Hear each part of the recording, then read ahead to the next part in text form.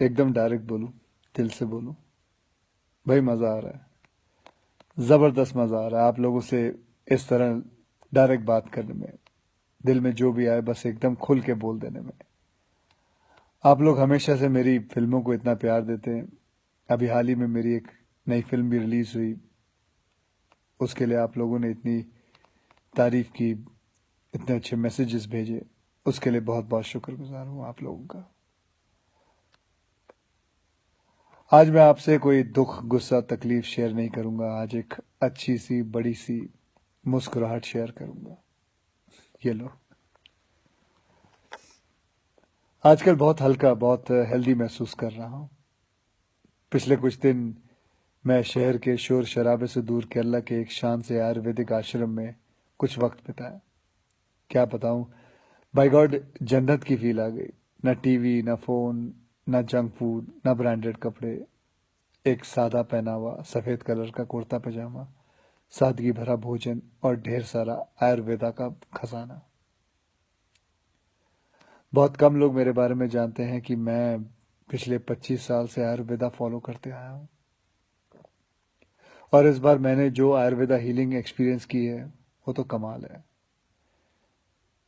जैसे कभी कभी आपकी कार या बाइक की सर्विसिंग आप लोग करवाते हैं, वैसे 14 दिन मैंने अपने बॉडी की सर्विसिंग करवाई। और वहां मैंने ये जाना कि शायद हमें अंदाजा भी नहीं है कि आयुर्वेद के रूप में भगवान ने हमारे देश को कितना बड़ा खजाना दे रखा है, और हम इस खजाने की कदर ही नहीं कर रहे। हम अंग्रेजी दवाई की गोलियां खाकर, प्रोटीन शेक पीकर और स्टेरॉइड के इंजेक्शन लेकर जीने को जीना समझ रहे हैं।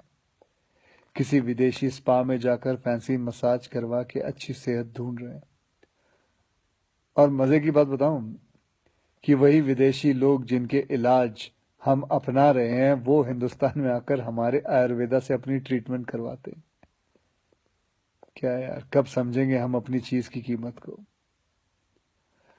देखो भैया, मुझे एलोपैथिक दवाई या उसके इलाज से कोई प्रॉब्लम नहीं है, वो अपनी जगह बहुत अच्छी है, बहुत सही है। लेकिन हम अपनी ट्रेडिशनल मेडिसिन के तरीकों को क्यों भूल रहे हैं? जैसे आयुर्वेदा हो गया, योगा हो गई, नेचुरोपैथी हुआ, सिद्धा हुआ, उनानी, होम्योपैथिक की वैल्यू को क्यों भूल रहे हैं? हाँ, मैंने ये भी सुना है कि आयुर्वेदा दवाई में वगैरह में कभी कभी कुछ लोग हैं जो चीटिंग करते हैं, धोखेबाजी करते हैं, उन चीज़ों में कुछ मिलावट कर देते हैं, लेड या आर्सेनिक जैसी चीज़ें मिला देते हैं। लेकिन अगर आप सही ऑथेंटिक जगह जाओ तो मैं शर्त लगाने को तैयार हूं कि आपके शरीर में ऐसा कोई बीमारी नहीं है जो जिसका इलाज हमारे ट्रेडिशनल इंडियन मेडिसिन सिस्टम में ना हो। आपको पता है हमारी गवर्नमेंट में एक फुल फ्लेज मिनिस्ट्री है आयुष नाम से, जो अल्टरनेट सिस्टम ऑफ मेडिसिन को इनकरेज करती है।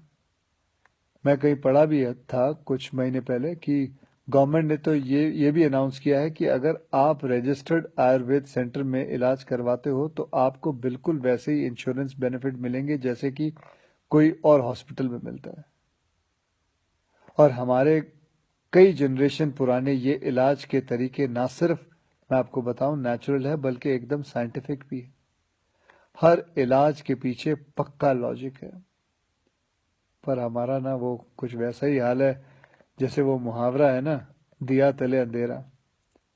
बेस्ट इलाज हमारे अपने देश में है पर ढूंढने जाएंगे उसे फॉरेन देशों में, ढेर सारा पैसा खर्च कर देंगे।